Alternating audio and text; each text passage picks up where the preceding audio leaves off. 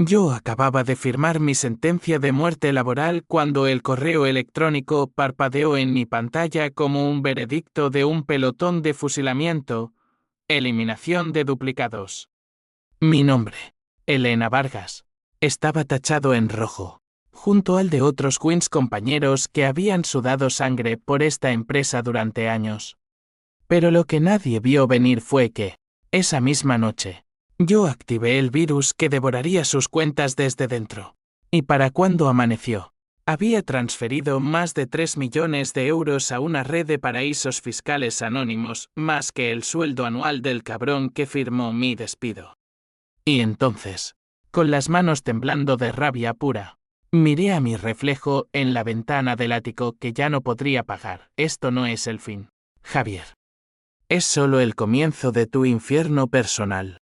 Madrid bullía bajo el sol implacable de julio. Un horno que convertía las aceras de Gran Vía en planchas de hierro al rojo vivo.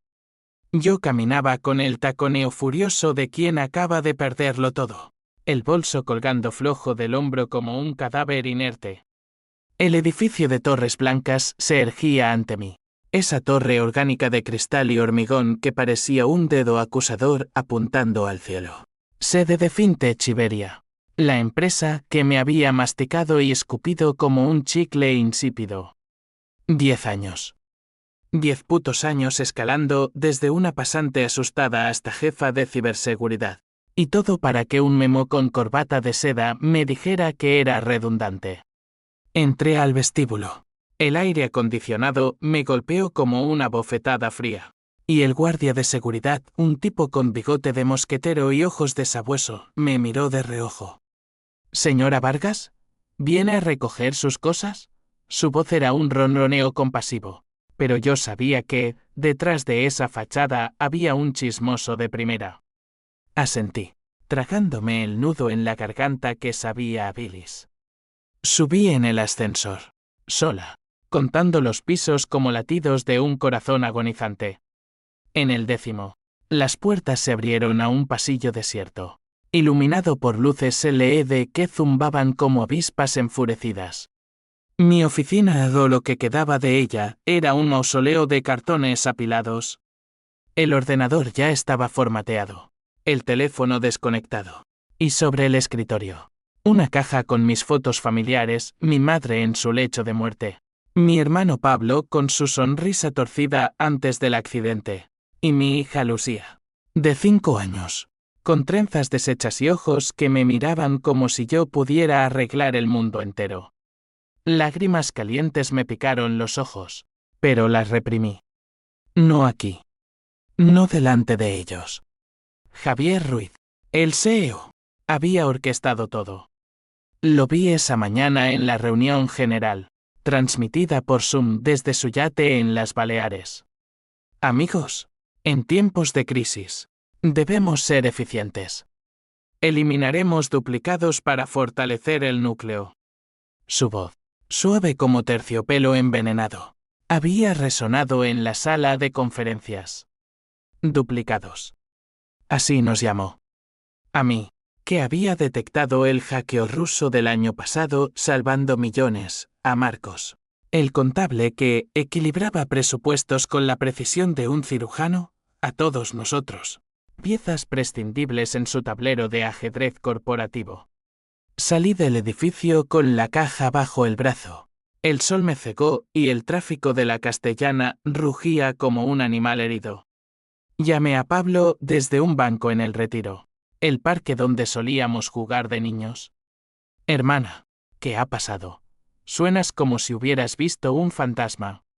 Pablo, mi ancla, el que había dejado su taller mecánico en Sevilla para mudarse a Madrid y ayudarme con Lucía después de que mi ex, ese hijo de puta infiel, nos abandonara por una modelo 20 años menor. Me han despedido, Pablo. Por duplicados. Y Javier. Ese cabrón se va a Formentera con mi bono de Navidad.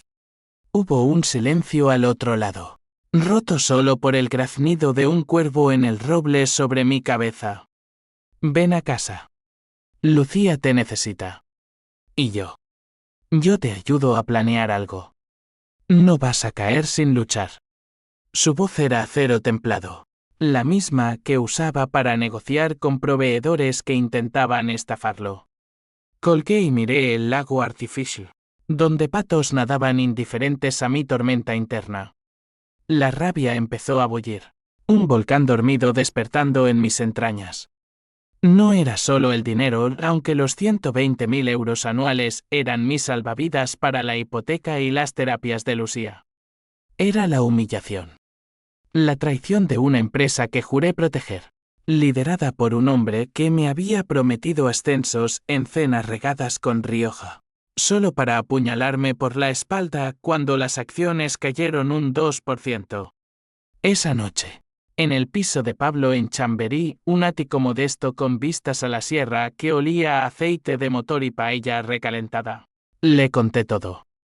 Lucía dormía en el sofá, acurrucada con su peluche de toro, ajena al mundo de adultos que se desmoronaba. Pablo sirvió 2 vasos de brandy, el licor quemando mi garganta como un recordatorio de que aún respiraba. Javier Ruiz es un parásito, Elena. Se embolsa 8 millones al año mientras nosotros sangramos. ¿Sabes qué? En mi taller, si alguien me jode, le corto las llaves del coche. Tú eres la experta en sistemas. Usa eso. Sus palabras fueron la chispa. Me levanté, el brandy derramándose en la alfombra persa que mi madre nos dejó en herencia. No cortaré llaves, Pablo. Voy a abrir la caja fuerte entera. Corrí a mi portátil, el que había salvado de la purga, y abrí el código que había escrito en mis noches de insomnio. Un gusano digital, inocuo en apariencia, pero capaz de replicarse en las redes internas de FinTech. Lo había diseñado como ejercicio teórico, una broma interna para impresionar a Javier en una demo. Ahora, sería mi arma. Las horas se fundieron en un borrón de teclas y cafeína. Pablo vigilaba la puerta, fumando un puro que llenaba la habitación de humo acre. Si te pillan, es cárcel, hermana. Pero si no lo haces, te mueres por dentro. A las 3 de la mañana, el virus se infiltró. Accedí a las cuentas offshore de la empresa. Esas que Javier usaba para evadir impuestos, lo sabía porque yo misma había cifrado los firewalls que las protegían. Un clic, y los fondos empezaron a fluir, 500.000 a una cuenta en las Caimán, 1 millón a otra en Panamá. Mi corazón latía como un tambor de flamenco, sudor perlando mi frente. No era robo ciego, era cirugía. Cada euro transferido era un mensaje, siente el vacío que me dejaste.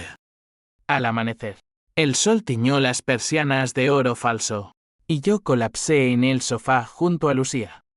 3 millones. Más que el sueldo de Javier en un año. Pero el subidón de adrenalina se evaporó, dejando un vacío helado. ¿Y ahora qué? La policía no tardaría en oler el rastro. ¿Y Pablo? Dios. Pablo se había convertido en mi cómplice sin vuelta atrás.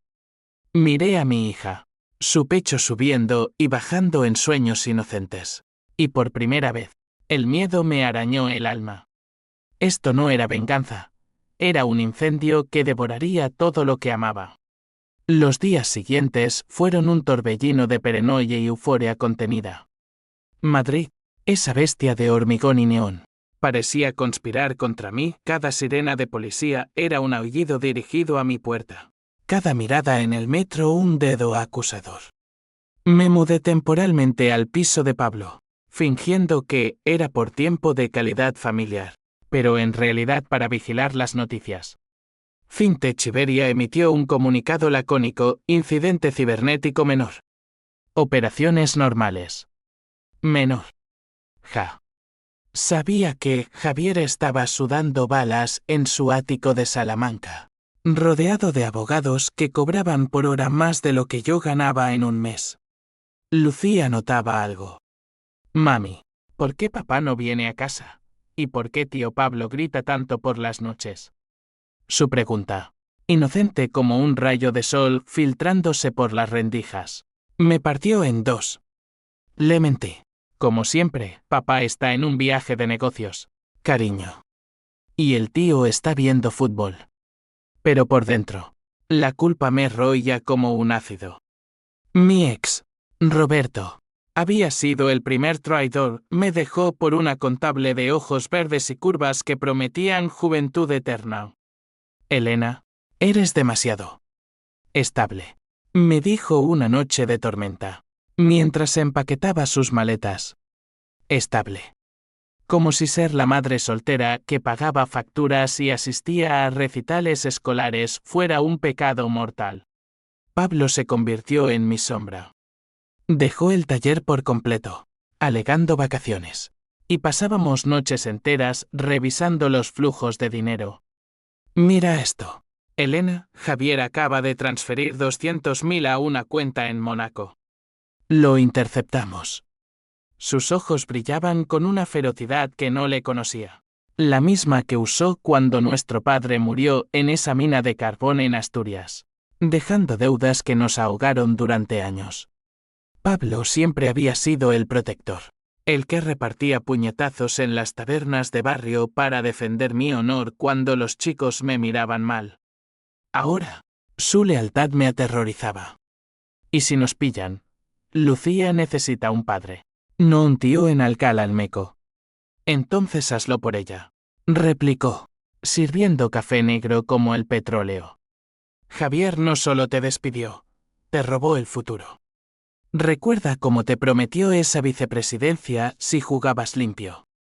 ¿Limpio? Él lava dinero para oligarcas rusos. Y tú limpias sus mierdas. Tenía razón. Y eso dolía más que el despido. Recordé la cena en el Botín, el restaurante centenario donde Javier me deslizó la mano por el muslo bajo la mesa, susurrando, eres mi as en la mengue. Elena. Quédate conmigo y serás intocable. Intocable. Hasta que las acciones cayeron y yo me convertí en el chivo expiatorio. El personaje intermedio en esta ópera bufa era Ana, mi antigua asistente, una andaluza de curvas generosas y lengua viperina que ahora ocupaba mi escritorio. La llamé desde un teléfono desechable, fingiendo casualidad. Elena, ¿qué tal? Oye, el jefe está como loco. Dicen que perdimos millones en un hackeo. ¿Tú sabes algo? Su voz era miel envenenada, pero yo detecté el temblor. Ana había sido mi confidente, la que me cubría en las noches de deadline, pero también la que filtró mi estabilidad a Roberto, sellando mi divorcio. Solo cuéntame, Ana. Por los viejos tiempos. Colgó, pero no antes de soltar, cuidado, chica. Javier está contratando jeques éticos. Si fue alguien de dentro. Esa pista me impulsó. Modifiqué el virus, añadiendo un rastro falso que apuntaba a un proveedor externo en Bucarest. Mientras, los fondos seguían fluyendo, 800.000 a una ONG para niños con autismo lunguiño a Lucía, que empezaba a mostrar signos, y el resto a cuentas fantasma. Pero la euforia se agrietaba. Soñaba con Javier, su rostro sonriente en las portadas de Expansión, transformándose en una máscara de calavera. Despertaba sudando, el corazón galopando, y Pablo me encontraba acurrucada en el baño, vomitando el desayuno. Una tarde, mientras paseábamos por el Prado, Lucía fascinada con las meninas de Velázquez. Recibí un mensaje anónimo, sé lo que hiciste. Reunámonos. Café comercial. 18 horas. El pánico me invadió como una ola del Manzanares en crecida. ¿Ana? ¿Un policía encubierto? ¿O peor? ¿Javier en persona? Pablo insistió en acompañarme, pero lo disuadí. Si voy con guardaespaldas, sabrán que soy culpable. Entré al café, ese bastión literario con mesas de mármol y ecos de Lorca. Y allí estaba ella, no Ana, sino Carla Ruiz, la hermana de Javier. Alta, rubia, con el porte de una duquesa castiza, sorbiendo un cortado con manos enguantadas. Siéntate, Elena. No muerdo. Aún. Su sonrisa era un bisturí. Carla era la limpiadora de la familia Ruiz, abogada de élite que había blanqueado escándalos desde el caso Gürtel. ¿Cómo supiste? Balbuceé. El aroma a café tostado sofocándome. Mi hermano es un idiota predecible. ¿Y tú? Una genio resentida. Quiero unirme. Sus palabras colgaban en el aire como humo de cigarro prohibido. ¿Aliada o trampa? El conflicto se enredaba, familia contra familia. Lealtad contra traición. Acepté, porque en el fondo, sabía que sola me ahogaría en mi propia bilis. Carla Ruiz era un enigma envuelto en Chanel No. 5. Una mujer que navegaba los salones de poder de Madrid como un tiburón en aguas turbias. Nuestra primera reunión se extendió hasta el cierre del café, con copas de vermú que aflojaron lenguas y secretos. Javier siempre fue el niño mimado, confesó, removiendo el azúcar con una cucharilla de plata que parecía un arma. Nuestro padre construyó el imperio desde la nada de un tendero de la Latina que invirtió en bolsa durante la transición. Pero Javier lo dilapidó con yates y amantes. Tú eres su némesis perfecta, la mujer que él subestimó. Sus palabras avivaron la llama de mi pH símbolo 1 e ABNN símbolo 1 Edenwebe. Pero también sembraron dudas. ¿Por qué traicionara su sangre? Porque él me debe. Replicó con ojos que brillaban como el Guadalquivir al atardecer. Me prometió un puesto en el consejo, pero me relegó a asuntos familiares. Y ahora, con este escándalo, arrastrará mi nombre al barro. Carla era el puente que necesitaba, acceso a los servidores privados de Javier. Contraseñas susurradas en cenas familiares que yo nunca pisaría. A cambio, pedía el 30% de los fondos para mi retiro en Marbella. Lejos de este circo. Pablo odiaba la idea. Es una serpiente, Elena. Los Ruiz son como los Borgia, envenenan a sus propios hijos por una corona. Discutimos en la cocina. Lucía coloreando dragones en la mesa de Formaica, ajena a la tormenta. Sin ella, no llegamos al núcleo, argumenté. El vapor del hervidor empañando mis gafas. Javier tiene capas de encriptación que ni el CNI podría romper. Pablo cedió, a regañadientes, pero no sin advertirme, si nos traiciona. La corto yo mismo. Su ferocidad me conmovió y asustó, mi hermano. El mecánico de manos callosas. Se había convertido en un conspirador digno de una novela de Vázquez Montalbán. El plan se tejió en las sombras de la ciudad. Por días, me infiltré en la vida de Carla, almuerzos en el mercado de San Miguel, donde devorábamos jamón ibérico mientras ella filtraba datos o contraseñas. Horarios de Javier. Incluso el PIN de su caja fuerte personal. Es 1969, el año de su primer Porsche. Río. Pero su risa era hueca, teñida de amargura. Aprendí sus capas, la fachada de abogada implacable ocultaba a una mujer devorada por el vacío. Divorciada 2 veces, sin hijos, un eco de mi propia soledad. Somos espejos rotos, Elena. Él nos hizo así. Mientras, la presión montaba. La policía cibernética allanó las oficinas de Fintech. Y las noticias estallaban en portadas. Ciberataque millonario sacude el IBEX 35. Javier dio una rueda de prensa en la Puerta del Sol. Su rostro demacrado bajo los flashes, prometiendo cabezas rodando. Esto es un golpe al corazón de España, declaró. Y yo, viendo la TV desde el escondite de Pablo en Vallecas, sentí una náusea visceral. ¿Al corazón de España? Él era el cáncer, evadiendo impuestos mientras hospitales colapsaban por falta de fondos, despidiendo a familias para inflar dividendos. Toantinte eres símbolo 1 EDF tan obsesión. Modifiqué el virus para que pareciera un ataque interno de Ana al rastro de IP falsificado desde su ordenador. Carla proporcionó el cebo, invitó a Javier a una gala benéfica en el Tyson, donde lo drogué sutilmente con un cóctel envenenado de ginebra y resentimiento. Mientras él divagaba ebrio sobre lealtades eternas.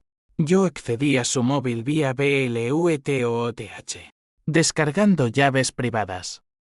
Esa noche, transferí 1.5 millones más, directamente de su cuenta personal a la mía de un golpe quirúrgico que lo dejaría en pañales.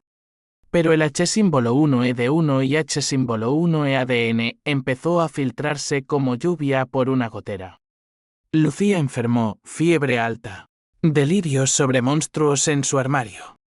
La llevé al Hospital La Paz, donde médicos con batas blancas me miraron como a una madre negligente. Estrés postraumático, diagnosticaron. Mía, no de ella. En la sala de espera, rodeada de padres exhaustos, rompí a llorar por primera vez desde el despido. ¿Qué legado le dejaba? Una madre fugitiva, un tío endeudado, una familia hecha trizas por mi sed de justicia. Pablo me encontró allí, con un ramo de margaritas del puesto de la esquina. Para Lucía. Y para ti. Antes de que sea tarde. Pero era tarde. Carla llamó esa medianoche, mañana. El clímax. Javier firma los papeles de quiebra. Tú lo hundes de un tiro digital. Mi mano tembló al colgar. El toantín se había convertido en un lazo alrededor de mi cuello, apretando con cada aliento. La gala en el Tyson era un circo de vanidades, trajes de Armani, rozando sedas de Dior, copas de champán Dom Perignon burbujeando como promesas falsas. Yo me colé como consultora externa. Un disfraz de Carla que me hacía parecer una ejecutiva anónima de Barcelona. El museo, con sus tapices flamencos y retratos de Goya que miraban con ojos acusadores, era el escenario perfecto para el acto final. Javier circulaba como un pavo real, su smoking impecable ocultando el sudor que le perlaba la frente. Elena me saludó cuando me vio, su voz un falsete de sorpresa. ¿Qué haces aquí? Pensé que estabas. Bueno, ya sabes. Duplicada, pero no muerta, respondí, sorbiendo mi copa con una sonrisa que sabía a veneno. Hablamos de trivialidades del tiempo en Madrid, el último escándalo de la monarquía, pero bajo la superficie, el odio bullía. Él no lo sabía, pero cada palabra era un clavo en su ataúd. Carla nos observaba desde un rincón, flirteando con un diputado del PP, su risa un código morse de impaciencia. El clímax se precipitó a medianoche, cuando Javier se excusó para un asunto privado en la sala de Velázquez. Lo seguí. Él taconeó amortiguado por la alfombra persa. En el pasillo desierto, saqué el dispositivo Loom Pendrive disfrazado de llavero, cargado con el payload final del virus. Firma esto, Javier. Es un NDA para un cliente potencial. Mi voz era miel, pero mis ojos, dagas. Él garabateó sin mirar, confiado en su invencibilidad. En ese instante, el virus se activó, borró backups, encriptó archivos críticos y desvió los últimos 2 millones a una cascada de wallets en Bitcoin. El caos estalló como un petardo en Semana Santa. Alarmas silenciosas pitaron. Guardias irrumpieron. Y Javier palideció al ver su teléfono. Dios mío. Las cuentas. Me miró entonces. Realmente me miró. Y en sus ojos vi el pánico desnudo de un hombre que lo había perdido todo. Fuiste tú. Elena. ¿Por qué? Porque tú me enseñaste el juego, Javier. Y yo aprendí a ganar. Corrí, el corazón martilleando, esquivando a la seguridad por las escaleras de servicio que olían a moho y secretos olvidados. Afuera, en la plaza de las Cibeles, Carla me esperaba en un Audi negro. Sube. La pasma ya está en camino. Aceleramos por Alcalá, las fuentes iluminadas como testigos mudos de mi caída en gracia. Pablo nos recogió en un callejón de lavapiés, su furgoneta del taller camuflada con barro. Bien hecho, hermana. Ahora, desaparezcamos. Pero el subidón era efímero. En el retrovisor, vi las luces azules parpadeando como demonios persiguiéndonos. El refugio era una finca abandonada en la sierra de Guadarrama, propiedad de un viejo amigo de Pablo, un ex minero sindicalista que odiaba a los banqueros tanto como a Franco. Allí, entre encinas retorcidas y el ulular de búhos, dividimos el botín, 4.5 millones en total, menos la tajada de Carla. Ella se quedó con su parte en maletines Louis Vuitton, prometiendo cubrir huellas con sus contactos en el juzgado. Somos libres, Elena. Javier declarará bancarrota mañana. Fintech se hunde. Pero la libertad sabía a ceniza. Lucía, traída por una niñera de confianza, me abrazó con brazos febriles. Mami, ¿jugamos a los ladrones buenos? Su inocencia me destrozó. Esa noche, mientras Pablo vigilaba el camino de tierra, confronté a Carla en la cocina rústica, con fogón de leña crepitando. Porque de verdad, no es solo dinero. Ella se sirvió un trago de orujo, sus ojos nublados por recuerdos. Porque Javier mató a nuestra madre. La estafó en el testamento. La dejó en la ruina. Yo era demasiado joven para pelear. Tú eres mi redención. El conflicto se ramificaba, no solo dinero, sino dan de símbolo uno F1 familiar destrozado. Lazos de sangre cortados como arterias. Durmiente en un catre, soñé con mi madre.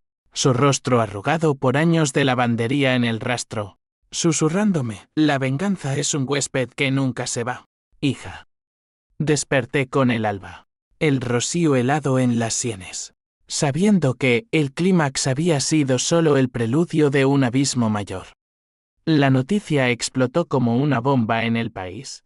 Ciberataque colapsa Fintech Iberia, 7 millones evaporados.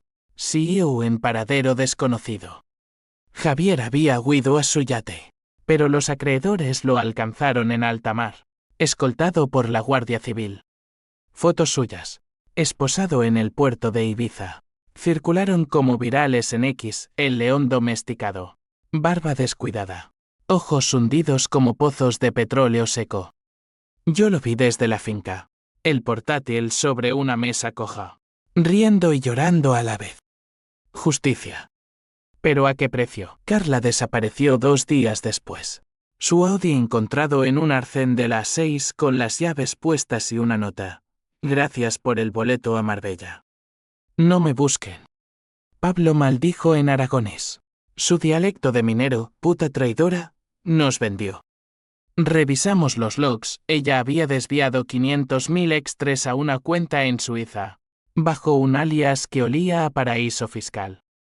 La furia me consumió, llamé a su móvil desechable, pero solo un buzón vacío respondió. Nos usaste, Carla. Eres peor que él. El twist llegó como un mazazo en el pecho, una revelación que reescribió todo el guión de mi venganza. Pablo, siempre el pragmático, insistió en mover el dinero a cuentas seguras. Elena. Y luego, nueva vida en Valencia o algo. Mientras transfería desde el sótano húmedo telarañas colgando como guirnaldas macabras, un archivo adjunto se abrió por error. Era un email de Carla a Javier, fechado una semana antes de mi despido, hermano. Encárgate de Vargas. Es demasiado lista. Podría descubrir lo de las offshore. Hazlo parecer duplicados. El mundo se inclinó. No fui un peón al azar, fui el objetivo desde el principio. Javier y Carla, en connivencia, me habían tendido la trampa para encubrir sus propios fraudes. Mi despido no era eficiencia corporativa, era un asesinato preventivo de mi curiosidad. Las lágrimas cayeron sobre el teclado, saladas como el mar de Cantabria donde crecí. Pablo. Nos jugaron. Todo esto fue su juego. Él palideció, sus puños cerrándose como tenazas. Entonces los quemamos a ambos. Doble o nada. Pero el pánico se instaló como niebla en la sierra. La policía allanó el taller de Pablo esa tarde en un soplo anónimo, cortesía de Carla. Encontraron evidencias plantadas, discos duros con trazas del virus, Pablo fue detenido, esposado frente a Lucía que gritaba tío. No te vayas. Su rostro contraído en un rictus de terror infantil. Lo vi por la ventana. Su silueta recortada contra las luces estroboscópicas. Y algo en mí se rompió irreversiblemente. Corrí al coche. Lucía en brazos, zigzagueando por carreteras secundarias hacia Toledo, donde una prima lejana nos ofreció asilo. En el camino, el CEA otra o estalló en mi mente. No era venganza contra Javier, era contra mí misma. Por haber confiado, por haber dejado que el odio me cegara. Llamé a Ana, la víbora, desde un locutorio en un pueblo fantasma. Diles la verdad, Ana. Sobre las offshore de Javier. Su risa fue un chasquido, demasiado tarde. Elena. Carla ya me pagó por mi silencio. Disfruta la fuga. Colgué, el auricular temblando en mi mano. La red se cerraba, traición en capas, como una cebolla podrida. Llegamos a Toledo al anochecer. La catedral gótica alzándose como un dedo de Dios acusador.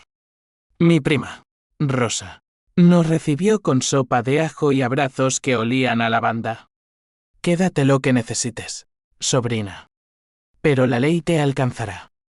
Esa noche, acurrucada con Lucía en una cama de hierro forjado, el H símbolo 1E1 y H símbolo 1E me devoró. Había perdido a Pablo.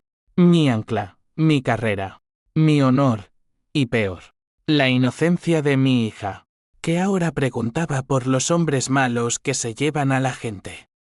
El twist no era solo la traición de Carla, era darme cuenta de que mi justicia había convertido a Javier en mártir ante la opinión pública víctima de una ex empleada resentida, mientras yo me convertía en la villana de mi propia historia.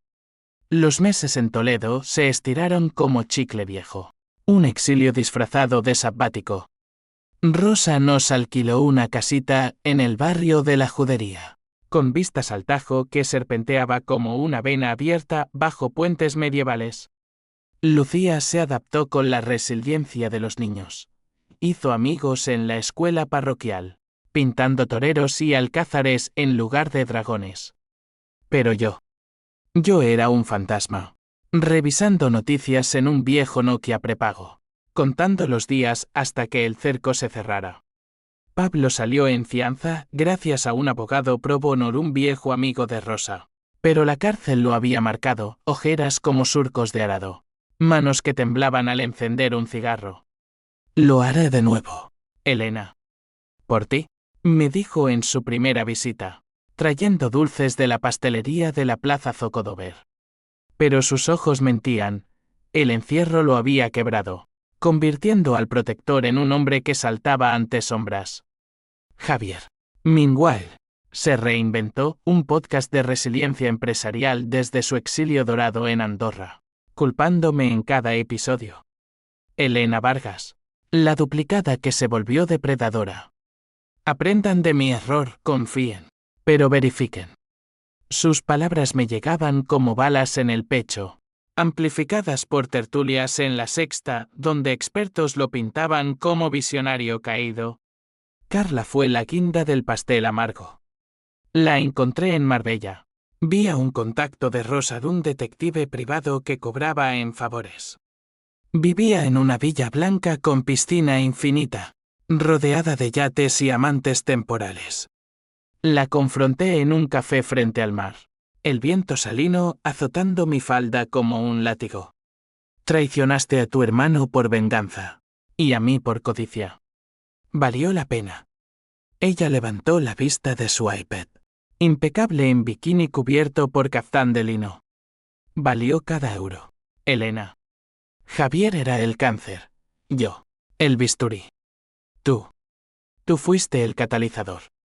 Gracias. No la maté el dios. La idea cruzó mi mente como un relámpago, pero le envié el email anónimo a la USEO, pruebas de sus lavados, firmadas con mi sangre digital. 2 semanas después, su villa fue allanada, y Carla Ruiz, la intocable, esposada en un yate rumbo a Madrid. Justicia poética, pero hueca. Porque las consecuencias se encadenaban como dominós. Fintech quebró, dejando a cientos en la calle. El Marcos, el contable, se suicidó en su garaje de Usera. Una nota culpándome a mí. La sociedad, esa bestia ciega, me convirtió en chivo expiatorio. La jeque de las duplicadas. Me llamaron en portadas sensacionalistas. Volví a Madrid un año después. No por arrogancia, sino por necesidad. Pablo había reconstruido su taller, y Lucía merecía estabilidad. Me entregué en la comisaría de Sol, el peso del exilio levantándose como niebla matutina. Soy Elena Vargas. Hice lo que hice por justicia. El interrogatorio fue un calvario, fiscales con corbatas rojas diseccionando mi alma, psicólogos sondando mi resentimiento patológico. Pero en el banquillo, frente a Javier, ahora un espectro de traje arrugado, vi su quiebre. Perdóname, Elena. Fui un cobarde. Sus palabras, susurradas en el pasillo del juzgado, fueron mi bálsamo y mi veneno. La sentencia, 10 años. Con probation por buena conducta. Salí en 5, transformada. Escribo esto desde un piso modesto en Malasaña. Lucía en la universidad estudiando ciberseguridad para proteger, no para herir. Mami. Pablo envejece en su taller, contando historias de la hermana que desafió al diablo. Javier roto, alcohólico, viviendo de rentas menguantes en un pueblo de Castilla. Carla purga cadena en Picassent, su imperio de mentiras desmoronado. La venganza no fue dulce, fue un fuego que me consumió y renació. Aprendí que el verdadero duplicado era yo misma, la mujer estable que se volvió furia. Y la furia que anhela paz. Hoy, miro el Manzanares desde mi balcón. Y susurró al viento, no más duplicados. Solo yo, entera. Y en ese susurro, encuentro la redención que el odio me robó.